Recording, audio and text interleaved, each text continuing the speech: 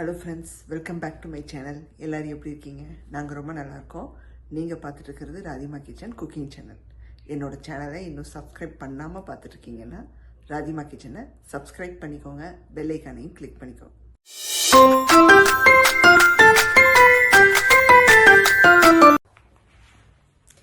இன்றைக்கி நம்ம என்ன சமையல் பார்க்க போகிறோம் அப்படின்னு பார்த்தீங்கன்னா, பொட்டேட்டோ வச்சு ஒரு சூப்பரான ஒரு சைட் டிஷ் தாங்க பார்க்க போகிறோம். ரசம் சாதமோ, தயிர் சாதமோ, இல்லை ஒரு தக்காளி சாதமோ, எது பண்ணாலும் அது கூட இந்த மாதிரி பொட்டேட்டோ வச்சு சாப்பிட்டா சூப்பராக இருக்குங்க. யூஸ்வலாக பண்ணுற பொரியல் தான், அதையே கொஞ்சம் நான்வெஜ் ஸ்டைலில் கொஞ்சம் சூப்பராக ஒன்று வறுத்தரைச்செல்லாம் பண்ண போகிறோம். ரொம்ப ரொம்ப டேஸ்டியாக இருக்குங்க.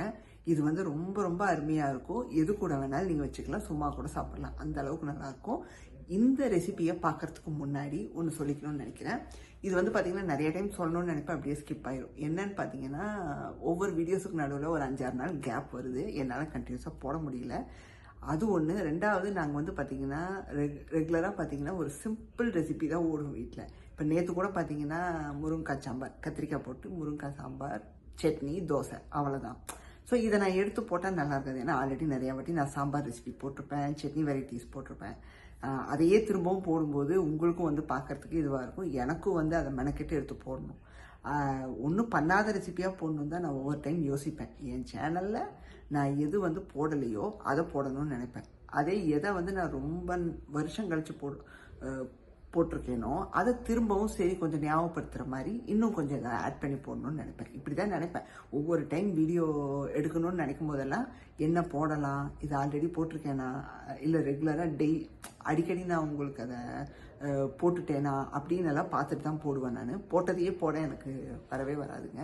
ஸோ அதனால தான் வந்து கொஞ்சம் கேப் வருது. நான் யோசித்து சரி ஏதாவது எடுக்கணும்னு நினைப்பேன். அன்னைக்குன்னு பார்த்து என் வீட்டுக்காரர் வந்து அன்றைக்கி ஒன்று பண்ணியில்ல, அது ரொம்ப சூப்பராக இருந்துச்சு, எனக்கு அதையே மறுபடியும் இன்றைக்கி பண்ணி கொடுன்னுவார். ஸோ நான் அதை பண்ண போயிடுவேன். அதை பண்ணும்போது ஸோ திரும்பவும் உங்களுக்கு அதை எடுத்து போட முடியாது. அதனால் அப்படி தாங்க கேப் வந்து விழுது. ஸோ ஏன் வந்து ஒவ்வொரு வீடியோஸுக்கு நடுவில் நான் வந்து ரொம்ப லாங் கேப்புக்கு விட்டு விட்டு போடுறேங்கிறது சொல்லணும்னு நினைப்பேன். ஒவ்வொரு வாட்டியும் ஸ்கிப் ஆகிடும். ஸோ யாரும் தப்பாக எடுத்துக்காதீங்க. ஸோ கண்டிப்பாக வந்து ரெகுலராக போட பார்க்குறேன். ஸோ கொஞ்சம் டிஃப்ரெண்ட்டாக போடணும்னு நினைப்பேன். ஒன்று வேலை வந்துடும், இல்லாட்டி நாங்கள் சிம்பிளாக எதாவது பண்ணிட்டு போயிடுவோம். இன்றைக்கும் பார்த்திங்கன்னா சிம்பிள் சமையல் தான் எங்கள் வீட்டில். தயிர் சாதம் பண்ணுறோம், அதுக்கு கூட இந்த பொட்டேட்டோவை பண்ண போகிறோம். சரி அதில் ஏதாவது கொஞ்சம் வித்தியாசமாக பண்ணி போடுவோம் அப்படின்னு தான் நான் இன்றைக்கி வீடியோ எடுக்க போகிறேன். இல்லாட்டி இன்றைக்கும் வந்து ஸ்கிப் ஆகிருக்கும், என்ன பண்ணுறது அப்படின்னு யோசிச்சுட்டு. ஸோ இன்றைக்கி அதுதான் பண்ண போகிறேங்க. ஸோ இந்த மாதிரி போகிறதுனால தான் என்னால் கண்டினியூஸாக போட முடியல, தப்பாக எடுத்துக்கிறது. ஃபஸ்ட்டு ஸ்டெப்பு என்ன பண்ணிக்கிறோன்னா, ஒரு பொடி ஒன்று ரெடி பண்ணி வச்சுக்கிறோங்க. அதுக்கு ஒரு கேஸ்ட் அயர்ன் பேன் எடுத்து வச்சுருக்கேன், ட்ரை கடையாக எடுத்து வச்சுக்கிறோம். அதில் வறுத்து பொடி பண்ணி எடுத்து வச்சுக்கிறோம் ஒரு ஐட்டத்தை. என்னன்னு பார்த்தீங்கன்னா, ஒரு சின்ன துண்டு பட்டை, 4 கிராம்பு, அதுக்கப்புறம் பார்த்தீங்கன்னா ஒரு 1/4 டீஸ்பூனுக்கு சீரகம், ஒரு 1/4 டீஸ்பூனுக்கு சீரகம், அதே 1/4 டீஸ்பூனுக்கு சோம்பு கொஞ்சம் சேர்த்துக்கலாம். அப்புறம் ஒரு 1/2 டீஸ்பூனுக்கு மிளகு, ஸ்லோவில் வச்சுக்கோங்க அடுப்பை. 1/2 டீஸ்பூனுக்கு மிளகு, 1/4 டீஸ்பூனுக்கு சோம்பு சீரகம். இது கூட கருவேப்பிலையும் சேர்க்குறோம், அதை கடைசியாக சேர்த்துக்கிறோம். ஸோ இதை வந்து ட்ரை ரோஸ்ட் பண்ணிக்கிறோங்க. நல்லா வந்து ட்ரையாக வறுத்து இதை பொடி பண்ணி எடுத்து வச்சுக்கிறோம். இது கூட வந்து கருவேப்பிலையும் சேர்த்துக்கிறோம். நான் ஒரு 10 கருவேப்பிலையை 2ஆ உடச்சி வச்சுருக்கேன். நல்லா வந்து வாஷ் பண்ணிவிட்டு ஜஸ்ட்டு 2ஆ வந்து அதை இது பண்ணி வச்சுருக்கேங்க, கிள்ளி வச்சுருக்கேன். ஸோ நல்லா வறுத்துக்கிறோம். கருவேப்பிலையோட ஈரத்தன்மை போனால் போதும், அவ்வளோ. பார்த்தீங்கன்னா நமக்கு எல்லாமே சூப்பராக புரிஞ்சிருச்சுங்க. கருவேப்பிலையும் நல்லா முறுமுறுன்னு ஆயிடுச்சு. இப்போ ஆஃப் பண்ணிவிட்டு இதை வந்து நம்ம நல்லா பொடி பண்ணி எடுத்து வச்சுக்கிறோங்க. மெயின் ரெசிபிக்கு போயிடலாங்க. ஒரு கடாய் ஒன்று வச்சுருக்கேன், ஃப்ரை பேன். எண்ணெய் விட்டுக்கலாங்க, 2 டேபிள் ஸ்பூனுக்கு விட்டுக்கிறோம். நான் இன்னைக்கு நல்லெண்ணெய் சேர்க்குறேங்க.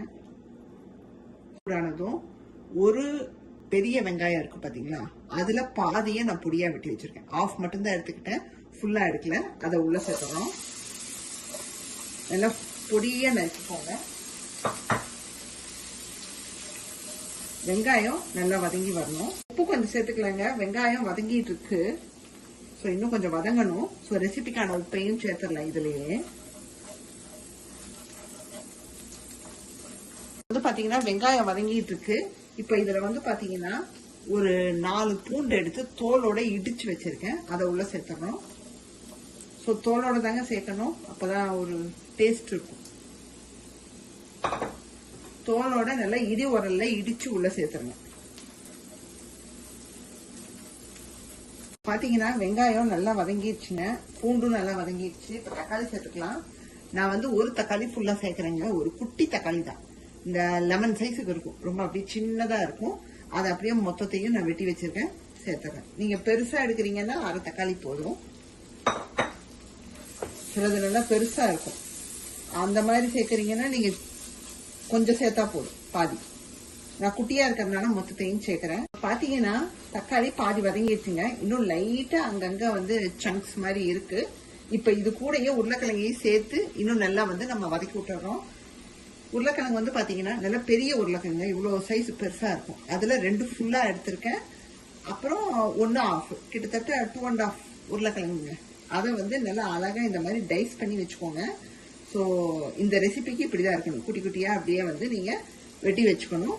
நல்லா வாஷ் பண்ணி இப்ப தண்ணியில போட்டு வச்சிருந்தேன், இப்பதான் தண்ணியை வடிச்சேன், ஏன்னா கலர் மாறிடும்னு சொல்லிட்டு. ஸோ இப்ப இதை உள்ள சேர்த்துடலாங்க.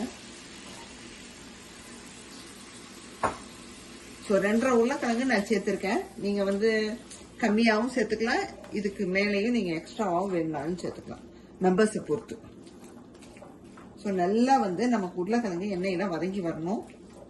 ஸோ ஆல்ரெடி உப்பெல்லாம் சேர்த்துட்டோம். இது வதங்கி வந்த பிறகு நம்ம மற்ற மசாலா பொடியை சேர்த்து கொஞ்சம் கலந்து விட்டுறலாங்க. ஏன்னா மூடி வச்சாலும் நான் எப்பவும் சொல்றதா அப்பப்போ திறந்து கலந்து விடணும், ஏன்னா உருளைக்கிழங்கு இல்லையா, சில நேரம் அடி இடி பிடிச்சிரும். நல்லா ஒரு என்ன சொல்றதுங்க, ஒரு 5 மினிட்ஸ்க்கு நல்லா வதக்கி விட்டுறோம். அப்பதான் நம்ம மசாலா போட்டு தண்ணியை தெளிச்சு எகெயின் மூடி வச்சதும் உங்களுக்கு வெந்துடும், சீக்கிரம் வெந்துடும்.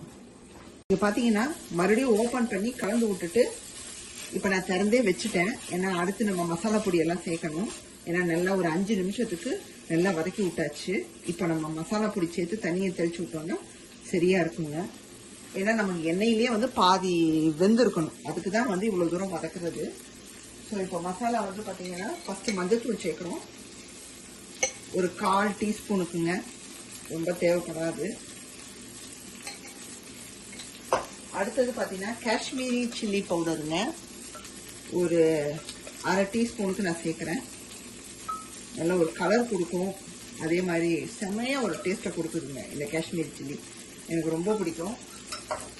இது கூட மிளகா தனியா ரெண்டும் கலந்ததுங்க. ஆல்ரெடி நம்ம மிளகு இதெல்லாம் பொடி பண்ணி வச்சிருக்கோம், பட் இது வந்து ஒரு 1/4 டீஸ்பூனுக்கு ஒரு டேஸ்ட்டுக்காக சேர்க்கிறோம். இல்லாட்டி நீங்க வெறும் தனியா கூட சேர்த்துக்கலாம். இது மட்டும் ஒரு 1/4க்கும் 1/2க்கும் இன் பிட்வீன் லைட்டா தான் சேர்க்கிறேன். இதுக்கு அடுத்ததே வந்து நம்ம வறுத்தரைச்ச பொடிங்க, நல்லா நம்ம மிளகு சீரகம் சோம்பு இந்த கருவேப்பிலை எல்லாம் இது பண்ணி வச்சிருக்கிறத அப்படி இப்படியே போட்டுறோம். இதை வந்து கடைசியில தான் போடணும், ஏன்னா இதுல உள்ளதும் எல்லாம் சேரணும். நான் வந்து பொடி பண்ண மொத்தத்தையும் சேர்க்கிறேன், நல்லா கலந்து விட்டுறலாங்க.